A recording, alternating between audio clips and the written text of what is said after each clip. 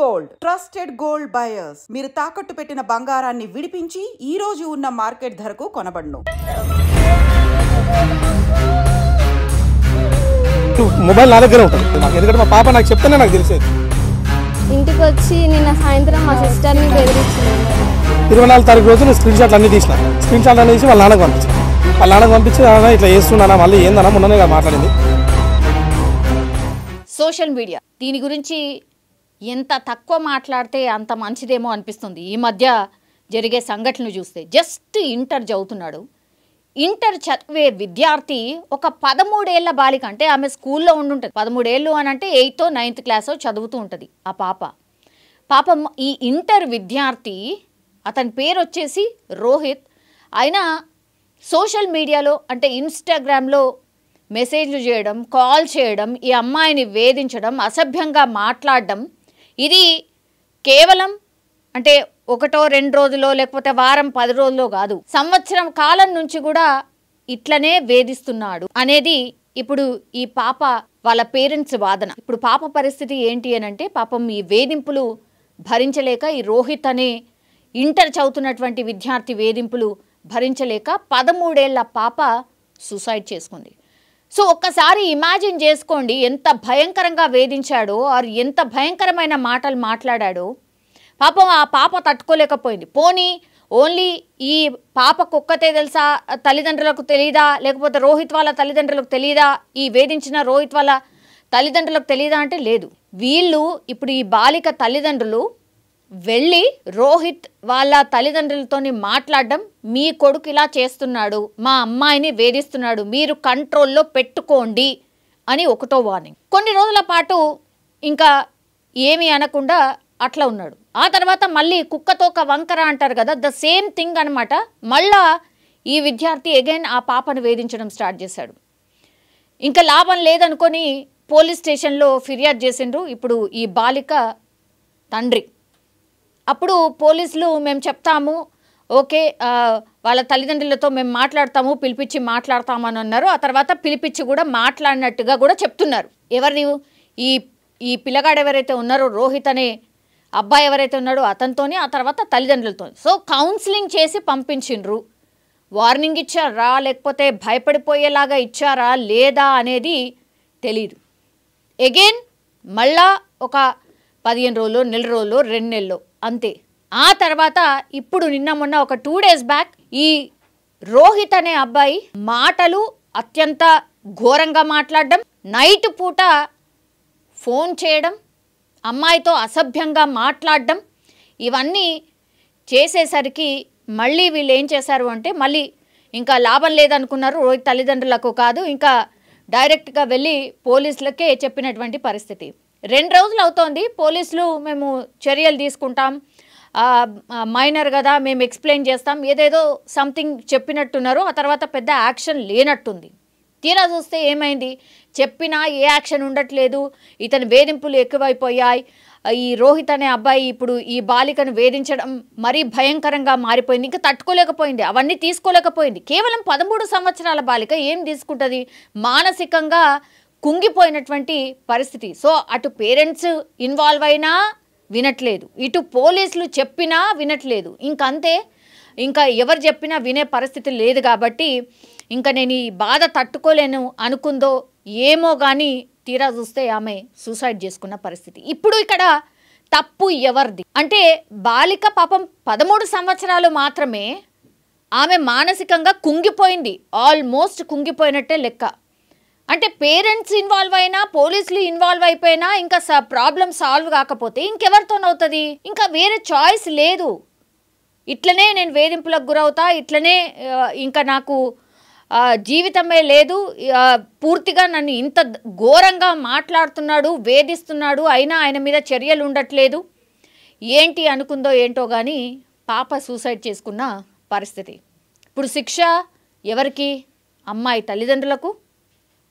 అమ్మాయి తల్లిదండ్రులు మాట్లాడుతూ, పోలీసులకు చెప్పినా కూడా వీళ్ళు చర్యలు తీసుకోలేదు, మా పాప చనిపోవడానికి కారణం ఈ పోలీసులే, పోలీసులు పూర్తిగా అసలు దాన్ని పెద్ద సీరియస్గా తీసుకోలేదు కాబట్టి ఈ దుస్థితి వచ్చింది. ఇప్పుడు మా పాపనే కోల్పోయినాం, ఇప్పుడు మాకెవరు ఆన్సర్ చెప్పేది ఎవరు, మాకు న్యాయం ఎట్లా జరుగుతుంది అనేది డైరెక్ట్ క్వశ్చన్ ఇది. అయినా 16 ఏళ్ళు ఉంటాయి, అంటే ఇంటర్ ఫస్ట్ ఇయర్ చదువుతున్నాడు ఈ అబ్బాయి అని అంటే, రోహిత్ అనే అబ్బాయి కేవలం 16 సంవత్సరాలు, 13 సంవత్సరాలు స్కూల్లో ఉన్నటువంటి బాలికను వేధిస్తున్నాడంటే ఏమనుకోవాలి? అంటే ఆ మానసిక స్థితి ఏంది ఆ పిల్లాడిది? కౌన్సిలింగ్ ఏమన్నా ఇచ్చిండ్రా? పోనీ భయపెట్టేది ఏమన్నా చేసిండ్రా?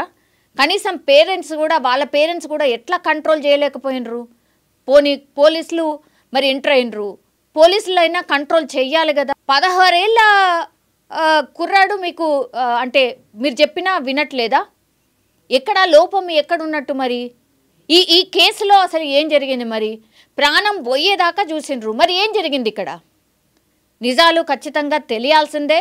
మరి అసలు ఎందుకని ఈ కేసుని అంత లైట్ తీసుకున్నారు? అంటే ఏం కాదులే, పెద్దగా ఏం రెస్పాండ్ కావాల్సిన అవసరం లేదు, పెద్ద తలకాయ నొప్పి ఉన్న కేసు ఏం కాదు, వాళ్ళు ఏం చేసుకోరులే, ఇక బాగానే ఉంటుంది, కేవలం స్కూల్ పిల్లనే కదా, ఇంటర్ చదువుతున్న విద్యార్థే కదా అని లైట్ తీసుకున్నారు. తీరా చూస్తే ఏమైంది? ఇప్పుడు బాలికనే చనిపోయినటువంటి పరిస్థితి. ఇక్కడ తప్పు ఎవరిది? షాప్ తెరిచిన తర్వాత పొద్దున 9 నుంచి 9:30 మధ్యలో ఈ పార్క్లోకి వచ్చి పార్క్లో మొత్తం కుక్కని తీసుకొని తిరుగుతుంది. కుక్కని తీసుకొని తిరిగేటప్పుడు ఒకసారి అట్లనే బెదిరించినట్టు ఆ పాపని. బెదిరిస్తే వచ్చి నాకు చెప్పింది. నాకు చెప్తే నేను మా అన్నని తొలుకొని పోయి వాళ్ళ ఇంటికి పోయి వాళ్ళ అమ్మ నాన్నతో అందరం కూర్చోబెట్టి చెప్పినాం, మీకు ఒక చెల్లెలు లాంటిది ఇట్లాంటివి చేయొద్దు, ఇది కరెక్ట్ కాదు అది అని చెప్పి వాళ్ళ ఫ్యామిలీ మొత్తం పిలిచి వాళ్ళ ఫ్యామిలీ ముంగల కూర్చోబెట్టి చెప్పిన అందరికీ చెప్పిన తర్వాత వాళ్ళు ఏమన్నారు, ఇంకోసారి మీ దగ్గర రానియము, మీకు అట్లాంటిది ఏమి ఉండదు అది అని చెప్పారు. సరే అని చెప్పేసి నేను కూడా నమ్మకంతో సైలెంట్గా వచ్చేసిన. అప్పటి నుంచి మళ్ళీ ఇంతవరకు ఎటువంటి ప్రాబ్లం లేదు, ఎటువంటి ఇబ్బంది కూడా లేదు మాకు. ఎందుకంటే మా పాప నాకు చెప్తేనే నాకు తెలిసేది, మా పాప చెప్పేది నాకైతే తెలియదు. అయితే మళ్ళీ వచ్చేసి మొన్న 24వ తారీఖు రోజు వాట్సాప్ కాల్ చేస్తూ ఉన్నారు, అదే మన ఇన్స్టాగ్రామ్ కాల్ చేస్తూ ఉన్నారు. అయితే యాక్చువల్ మొబైల్ నా దగ్గరే ఉంటుంది, వాళ్ళ దగ్గర ఎటువంటి మొబైల్స్ ఉండవు, ఏముండదు. అయితే నా ఫోన్లోనే మా పాప క్రియేట్ చేసింది వాళ్ళ ఫ్రెండ్స్ గురించి. వాళ్ళు 2-3 ఉంటారు వాళ్ళు ఆ పాపలు, వాళ్ళ గురించి చేసింది. వాడు ఎట్లకెళ్ళి ఐడి తీసుకుండో ఏందో తెలియదు. ఐడి నుంచి ఇంతకుముందు వేరే ఐడి నుంచి చేసిండు, సరేలే మాకేం తెలియదు. లాస్ట్కి వస్తే ఏంటంటే వాన్ ఐడి మాకు 1 ఫోటో కనిపించింది. 24వ తారీఖు రోజు నేను స్క్రీన్ షాట్లు అన్నీ తీసి వాళ్ళ నాన్నకు పంపించి అన్న ఇట్లా చేస్తున్నానా, మళ్ళీ ఏందన్నా మొన్ననే కదా మాట్లాడింది, అయిపోయింది కదా, మళ్ళీ మా దగ్గరికి ఎందుకు వస్తున్నాడు, ఇంకోసారి వస్తే కూడా మంచిగా ఉండదు అంటే, నేను లేను విజయ్, ఊర్లో ఉన్నా, నేను వచ్చిన తర్వాత మాట్లాడతా అని చెప్పాను. సరే నేను కూడా సరే ఊర్లో ఉన్నాడు కదా, ఎందుకు ఇబ్బంది పెట్టడం ఎందుకు అన్నట్టు 24వ తారీఖు రోజు నేను సైలెంట్గా ఉన్నా. ఇంకా వాళ్ళ నాన్నకి చెప్పేసి అప్పటి నుంచి మేము ఏం పట్టించుకోలేం. ఇంకా 24వ తారీఖు నుంచి తర్వాత మొన్న 4వ తారీఖు రోజు సాయంత్రం 3:30 మధ్యలో మళ్ళీ మెసేజ్ వచ్చింది నాకు. నేను మెసేజ్ చూసి మళ్ళీ ఫోన్ చేసాను నాన్నకి, స్క్రీన్ షాట్ పంపించి, ఏందన్నా నీకేమో తెలియదు అంటున్నావు, మరి ఇదేం మళ్ళీ ఎందుకు వచ్చిందంటే, మా కొడుకే చేస్తున్నాను, నీకు నమ్మకం ఏముంది? ఇన్స్టాగ్రామ్ ఐడి వాళ్ళ కొడుకుది, వాళ్ళ కొడుకుది ఐడి ఉన్నప్పుడు వేరే వాళ్ళు ఎట్లా చేస్తారు? ఐడి నుంచి వేరే వాళ్ళది చేయడానికి రాదు కదా. సరే నా కొడుకు దగ్గర లేదు మొబైల్, వేరే వాళ్ళ దగ్గర ఉందనొచ్చు, వాళ్ళ కొడుకు దగ్గరే మళ్ళీ నా కాన్ఫిడెన్స్ పెట్టి వాళ్ళ కొడుకు కూడా ఫోన్ చేశాను, నువ్వు ఏడున్నారా అంటే నేను ఇంటికాడ ఉన్నా అంటే, మరి ఇట్లా చేస్తున్నావు అంటే ఏంద్రా అంటే, నేను ఎవరికి ఏం చేయలేదంటే వాళ్ళ నాన్న స్క్రీన్ షాట్ పంపించిన. మళ్ళీ నువ్వు ఎప్పుడు వస్తున్నావు అని అంటే, లేదు విజయ్ మీరు కావాలని చేస్తున్నట్టు, ఇది నాకైతే తెలియదు, మా కొడుకు ఐడి కాదు, అది ఐడి కాదు, మాది ఏంది కాదు అనగానే నేనేం చేసిన, నీతో మాట్లాడి కూడా వేస్ట్ అని చెప్పేసి 5:30 PS పోయినా. 5:30 PS పోయి అంటే 4:30 పోయినా. నేను 4:30 పోయి 5:30 PSలో కంప్లీట్ పెట్టిన. కంప్లీట్ కూడా వాళ్ళే రాసిరు, కంప్లీట్ కూడా హోంగార్డ్ ఎవరు ఉండే ఆయన రాసిన తర్వాత ఆయన ఎవరు ఇంకో కానిస్టేబుల్ ఆయన ఫస్ట్ పోయి చూసినప్పుడు పడుకున్నాడు. 4:30కు పడుకున్నాడు. 4:30కు పడుకున్నాడు. సరే ఇంకో కానిస్టేబుల్ పోయాను, మెల్లగా వచ్చి ఏం చెప్తున్నా అంటే, సార్ పడుకున్నా అంటే, నేనేమన్నా పడుకోవడం ఏంది సార్, ఇగో పాపది ఇది, 2 పాపలు తీసుకొని స్టేషన్ కాడికి వచ్చినప్పుడు మీరు పట్టించుకోకుండా ఉంటే, సరే ఆయన పడుకుని కదా, మీరైనా కానిస్టేబుల్ ఉన్నారు కదా, వాళ్ళ డాడీకి ఫోన్ చేయండి, వాళ్ళ డాడీని నిలవని చెప్పినాం. ఆ ఫోన్ కూడా చేయలేదు వాళ్ళ డాడీకి కూడా ఫోన్ చేయకుండా ఆయన ఎస్ఐ వచ్చిండు, ఆయన పేరు ఏదో ఉంది, ఆయన పేరు నారాజ్ గౌడ్ వచ్చిండు. బయటకు వచ్చి ఏమన్నాడు, పేపర్ తీసుకొని ఏమైనా ఉంటే లీగల్గా చూసుకోపో, అవసరం లేదు, లీగల్గా ఏం చూసుకుంటారు సార్, ఏమైనా అయితేనే కదా లీగల్గా చూసుకునేది అంటే, పెట్రోలియం ఇచ్చి పంపించండి అంటే, పెట్రోలియం ఎందుకు ఇచ్చి పంపిస్తారు? ఇప్పుడు మాకు వాళ్ళకి ఏమైనా నొల్లి కొట్టుకున్నామంటే నువ్వు పెట్రోలియం పంపించాలి, ఆడపిల్ల విషయంలో నువ్వు పెట్రోలియం ఎట్లా పంపిస్తావు? వాళ్ళ నెంబర్ ఉంది, వాళ్ళ డాడీ నెంబర్ ఉంది, వాళ్ళ డాడీకి ఫోన్ చేయండి, వాళ్ళని పిలిపియండి అని చెప్పని పేపర్ గుంజుకుని నేను ఎవరినేం పిలువను, నేను ఎట్లా ఏది ఉంటే అది చేసుకోపో అన్నాడు. ఇంకో కానిస్టేబుల్ వచ్చి నిన్నమనే మీకు సరేలే అని చెప్పేసి నేను ఏసీపీ ఆఫీస్ కాడికి పోయి నేను కంప్లైంట్ పెడతాను, నాకు ఆ పేపర్ ఇవ్వండి అని చెప్పిన. కనీసం ఫోటో తీసుకుంటా అంటే ఫోటో కూడా ఇవ్వలే. నాకు డౌట్ ఏంటంటే, మామూలుగా చిన్న మొబైల్ పోయినా ఏదైనా పోయినా కానీ మనం కంప్లైంట్ ఇస్తాం, కంప్లైంట్ ఇచ్చినప్పుడు దాన్ని స్కాన్ చేసుకొని రిసిప్ట్ రిసిప్ట్ ఇవ్వాలి. ఆ రిసిప్ట్ ఇవ్వలేదు. ఇప్పుడు కూడా ఏసీపీ ఆఫీస్ కాడ పోయి ధర్నా చేద్దామని చెప్పేసి పేపర్ అడిగితే ఆ పేపర్ కూడా ఇస్తలేరు ఇంతవరకు. మొన్న 4వ తారీఖు రోజు కంప్లైంట్ పెట్టింది. కోరుకోవడం లేదు. ఖచ్చితంగా ఇప్పుడు నా బిడ్డ చావడానికి కారణము ఈ పోలీసు వాళ్ళే, ఐతనార్ పోలీసు వాళ్ళే.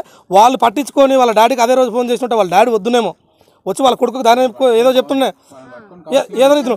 అయితే వాళ్ళు పట్టించుకోలేదు కదా. నిన్న సాయంత్రం మేము సాగుపోయినాం కదా, వాడు నేను సాయంత్రం వచ్చి మా పాపకు ఏం భయపెట్టించినో తెలియదు. మొన్న నేను 4వ తారీఖు రోజు కేసు పెట్టిన. 4వ తారీఖు కేసు పెట్టి నేను ఊరికి వెళ్ళిన చావుందని. చావాలనుకుంటే నా పాప మేము ఎవరం లేము ఇంట్లో. వాళ్ళు ముగ్గురే ఉన్నారు, నా 2 పాపలు మా బాబు ఉండే. చేసుకోవాలంటే ఆ రోజు చేసుకుంటుండే కదా. వాడు సాయంత్రం వచ్చి బెదిరించిండు. అందువల్ల మా పాప నైటు హ్యాంగ్ చేసుకుంది. దీనికి అసలు మనం సొసైటీలో ఉన్నామా లేకపోతే నేను అడవిలో ఉన్నామా? కనీసం కొట్టుకున్నారు అని ఇప్పుడు ఎవరైనా కొట్టుకున్నారని తెలిస్తేనే పోలీసులు వెంబడే పిలుస్తారు. ఎందుకు? దానికి డబ్బులు వస్తాయనా? కాంప్రమైజ్ చేసుకుని డబ్బులు వస్తాయి. ఇట్లాంటి దానికి డబ్బులు రావు. డబ్బులు రానప్పుడు పట్టించుకోరు. అదే ఇది కనీసం మానవత్వంతో అరే ఇట్లా పాపలు 2 ఎడవిలను తీసుకొని పోలీస్ స్టేషన్కి వచ్చిండే, మరి ఎందుకు వచ్చిండు వాడిని పిలిపిద్దాము లేకపోతే వాళ్ళ నాన్నకు ఫోన్ చేద్దాము అని మాట్లాడాలి. కానీ నువ్వు కేసే తీసుకోకుండా నువ్వు పట్టించుకోకుండా ఇలా ఒక నిండు పాలన తీసినట్టే కదా. ఖచ్చితంగా జాబ్ అయితే పోవాల్సిందే. మేమైతే ఇదే ఊకోము. బాడీ రాగానే ఏసీపీ ఆఫీస్ కాడికి తీసుకొని పోతాం. ఆడ ధర్నా చేస్తాం. ఖచ్చితంగా రోడ్డు మీద ఖచ్చితంగా ధర్నా చేస్తాం.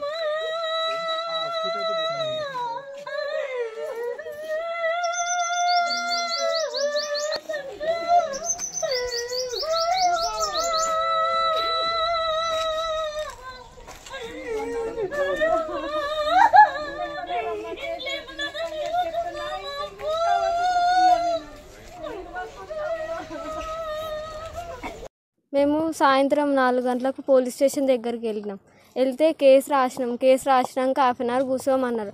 ఆయన రెస్ట్ తీసుకుంటున్నా అని చెప్పారు. ఇక మేము ఆగినాం. తర్వాత ఆయన బయటకు వచ్చినాక మా డాడీ అడిగితే ఇంకా పట్టించుకుంటలేరు అంటే మీరు వెళ్ళి లీగల్గా చూసుకోరి, మాకు సంబంధం లేదు ఇది అని అన్నారు వాళ్ళు.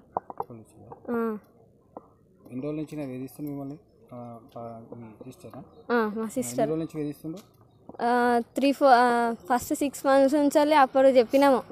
చెప్తే ఇక వాళ్ళ డాడీకి చెప్పినాం. వాళ్ళ డాడీకి చెప్తే మేము చూసుకుంటలే అన్నాడు. మళ్ళీ ఇక మొన్న ఇన్స్టాగ్రామ్లో టార్చర్ స్టార్ట్ చేసిండు. అది ఇట్లా అని మెసేజ్ పెట్టిండు. ఇంటికి వచ్చి నిన్న సాయంత్రం మా సిస్టర్ని బెదిరించిండు. నిన్న సాయంత్రం మా సిస్టర్ని బెదిరించిండు. నిజంగా ప్రస్తుతం ఉన్నటువంటి సమాజం దేనికి ప్రయారిటీ ఇస్తుంది? ఆర్థిక సంబంధాల చుట్టూ మాత్రమే తిరుగుతుంది. మళ్ళీ ఎన్నికలంగానే చాలా విరక్తి కలుగుతున్నాం. మంచి అనిపిస్తుంది కదా. లేడీస్ కూడా ఛాలెంజింగ్ జాబ్స్ చేసినప్పుడు చాలా బాగుంటది. ట్రాఫిక్ అసిస్టెంట్స్ గా నియమించిన ట్రాన్స్జెండర్స్ అందరితో సాల్యూట్ చేయించుకుంటున్నారు. ఫుడ్ డెలివరీ ఇవ్వటానికి వెళ్ళినటువంటి డెలివరీ బాయ్ అనిల్ పై కళ్ళ ముందు